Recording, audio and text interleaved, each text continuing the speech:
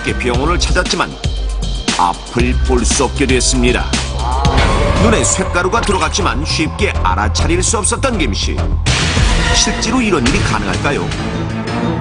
산업 현장이나 일상생활에서 조그만 부스러기가 튀어서 눈에 들어가는 사고는 종종 일어나는데 주로 망치질을 하거나 쇠를 깎는 작업, 또한 유리와 목재를 다듬을 때 많이 발생합니다.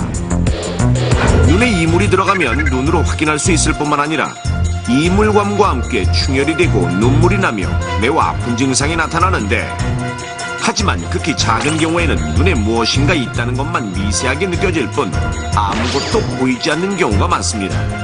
특히 쇳가루는 지름이 0.1mm인 모래알보다도 작은 크기로 생각보다 아주 작은데요. 실제로 산업 현장에서 근무하시는 분들 중에 쇳가루가 눈에 들어가서 응급실로 찾아오시는 분들이 많이 있습니다. 대개는 처음에는 괜찮거니 하고 지내시다가 도리어 나중에 염증이 심해져서 찾아오시는 분들이 많이 있습니다. 이처럼 눈에 쇳가루나 유리, 목재가루가 들어간 근로자들이 대부분 단순히 눈에 먼지가 들어갔을 거라 여기고 그냥 놔두면 저절로 빠지겠지라는 생각에 방치하는 경우가 많은데, 이물 때문에 가장 많이 손상받는 조직은 50% 이상이 각막으로 가장 많습니다. 각막에 이물이 박히면 염증을 일으켜 각막염이나 각막궤양으로 진행될 뿐만 아니라 심한 경우 두께 0.5mm의 각막이 관통되어 수정체가 손상되면 백내장까지 발전할 수 있습니다. 또한 이물이 단순히 흰자위 부분에 붙어있게 되면 간단한 치료로 해결될 수 있지만 이물감 때문에 눈을 비비는 경우가 있는데, 이때는 쇳가루가 눈에 더 깊이 박히게 되고 세균이 증식하면서 각막에 구멍이 뚫릴 수도 있게 됩니다. 이물이 들어가고 실명되는 데 걸리는 시간은 경우에 따라 다르지만 보통 2-3일 정도고, 박힌 깊이와 염증에 따라서는 하루 만에도 실명될 수 있기 때문에 눈에 이물감이 느껴질 때는 반드시 바로 병원에 찾아가 치료를 받도록 합니다. 이러한 사고는 일상생활에서도 흔히 일어나는데요. 가정에서 못을 박을 때 못이 눈에 튀어 상처를 일으키기도 하고, 또 커터칼을 사용할 때 칼의 힘을 너무 길게 빼서 사용한다거나, 칼의 힘을 자를 때 정해진 도구를 사용하지 않고 무리하게 힘을 가할 경우 위험할 수 있습니다. 또한 가을철에 밤나무 가지를 흔들거나 밤나무를 바라보다가 떨어지는 밤에 눈이 찔리는 사고가 많은데요. 밤가시는 보통 3cm로 눈꺼풀이나 얼굴에 박히기도 하지만 대부분 각막에 가시가 박혀있는 경우가 많고, 가시가 깊숙이 박혀서 각막을 관통하고 더 깊이 있는 수정체까지 손상되는 경우가 많은데, 또한 밤가시, 나무 조각과 같이 식물성 이물의 경우 세균 혹은 곰팡이가 눈 속에 번식해 염증이 생겨 실명에까지 이를 수 있습니다. 그렇다면 산업 현장에서 쇠를 자르는 작업 시 눈에 띄지는 않지만 쇠조각이 얼마나 많이 튀는지 실험해 보도록 하겠습니다. 먼저 보호장구를 갖춘 실험맨이 쇠판을 자르는 그라인더 작업을 하고 쇠판의 50cm 앞에는 마네킹을 뒀는데요. 자, 과연 쇠조각이 얼마나 많이 튈까요? 엄청난 소음과 함께 쇠가 잘리면서 불꽃이 튀기 시작하는데, 잠시 후 작업이 끝난 뒤 앞에 놓여있던 마네킹을 살펴보자 마네킹의 얼굴은 물론 가슴 부분과 팔에 쇳가루가 잔뜩 묻어 있습니다. 자, 그렇다면 보안경의 위력은 어느 정도일까요? 마네킹에 보안경을 띄우고 앞선 실험과 똑같이 쇠를 자르는 작업을 해봤는데요. 작업이 끝난 뒤 보안경을 벗기고 마네킹을 살펴보자 눈 주위가 깨끗한 것을 확인할 수 있었는데요. 앞선 마네킹과 비교하자 확연한 차이를 보입니다. 이처럼 기본적인 보호구만 착용해도 치명적인 사고를 예방할 수 있는데요. 보안경 이외에도 안전모, 안전화, 안전대는 우리의 생명을 지켜줍니다. 높은 곳에서 추락하거나 벽돌, 강목 등이 떨어져 머리에 맞는 사고가 났을 때 큰 부상을 받고 생명을 구할 수 있는 필수품이 바로 안전모. 안전모를 제대로 쓰면 머리에 받는 충격을 10분의 1로 줄일 수 있다는 사실 꼭 명심하십시오.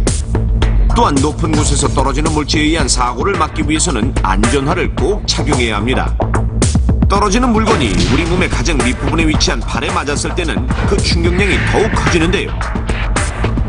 우리 발은 몸 전체의 4분의 1에 해당되는 52개의 뼈와 60개의 관절, 214개의 인대, 38개의 근육을 비롯해 수많은 혈관으로 이루어져 있기 때문에 물건이 떨어질 경우 뼈와 근육을 다칠 확률이 높은데, 안전화는 발가락과 발등 부분이 1100kg 중의 압력에 견디도록 설계되어 있어 무거운 물체나 뾰족한 것을 들고 가다가 떨어뜨릴 경우, 기계에 눌릴 경우에도 우리 발을 보호해줄 수 있습니다. 그리고 2m 이상의 추락 위험이 있는 곳에서 작업하는 근로자는 안전대를 반드시 착용해야 합니다. 안전대란 튼튼한 줄에 벨트로 몸을 묶고 작업 시 신체를 지지하여 두 손으로 작업이 가능하도록 해주고, 근로자가 높은 곳에서 떨어질 경우 신체를 붙잡아주는 안전장치인데요. 근로자들이 안전대만 제대로 착용하면 사망 비율을 절반으로 줄일 수 있습니다. 다시 한번 명심하시기 바랍니다. 먼저 쇠와 유리, 목재 등의 부스러기가 나는 작업을 할 때나 용접, 시멘트 분말이 날리는 등의 작업을 할 때는 반드시 보안경을 착용하도록 합니다. 또한 가정에서 못을 박을 때 집게로 못을 고정시키고 망치질을 하면 못이 튀는 사고를 막을 수 있습니다. 그리고 밤을 딸 때 밤송이를 쳐다보면 떨어지는 밤송이에 눈을 다치기 쉬우므로 얼굴을 위로 향하게 하지 말고 쟁이 넓은 모자를 쓰는 것이 좋습니다. 만약 눈에 이물이 들어간 것이 확인되면 절대 눈을 비비지 말고 눈을 지그시 감은 채 최대한 빨리 병원으로 가야 합니다. 또한 높은 곳에서 작업할 때는 아래층에 추락 방지망을 설치해서 사고 시 충격을 막을 수 있도록 하고, 근로자들은 반드시 머리를 보호해주는 안전모를 착용하고 2m 이상의 높이에서 작업할 때는 꼭 안전대를 착용하도록 합니다. 또한 작업 중에는 등선화나 운동화, 구두 등은 안전화보다 강도가 약하므로 절대 신지 않도록 하고 안전화를 반드시 신도록 합니다. 소중한 우리의 건강을 지키는 일, 그 시작은 가장 기본이 되는 도구를 착용하는 것입니다. 안전모 있지 않습니까? 어떻게 쓰는 게 가장 제대로 맞게 쓰는 건지 좀 알고 싶거든요. 근로자분들이 대부분 턱끈을 아예 매지 않거나 조이지를 안 해서 헐렁거리는 상태로 쓰시는 분이 많이 있습니다. 그럴 경우에는 사고 시에 충격으로 인해서 이 모자가 벗어집니다. 그래서 양쪽 귀 쪽에 턱끈을 이치하도록 하고 턱끈하고 머리 고정대를 잘 조여서 착용해야 충격으로부터 머리를 보호할 수가 있겠습니다. 안전모는 이렇게 힙합 스타일로 쓰시면 안 됩니다. 절대 안 돼요. 삶과 죽음을 결정짓는 순간의 선택. 만약 당신이라면 어떤 선택을 하시겠습니까? 위기의 순간 죽으냐 사느냐.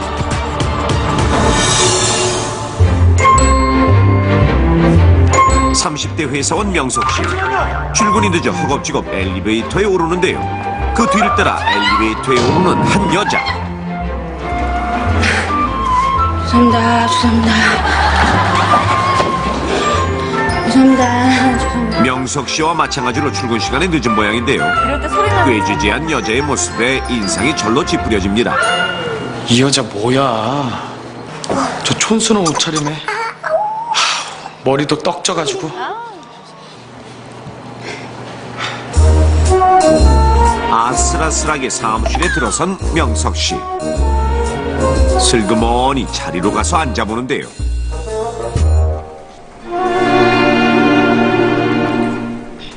그런데 엘리베이터에 꾀지지한 그녀가 사무실로 들어오는 것, 바로 명석씨네 부서로 발령받은 신입사원 이세롬 씨입니다. 이세롬 씨? 아니, 새로 왔어, 부장님.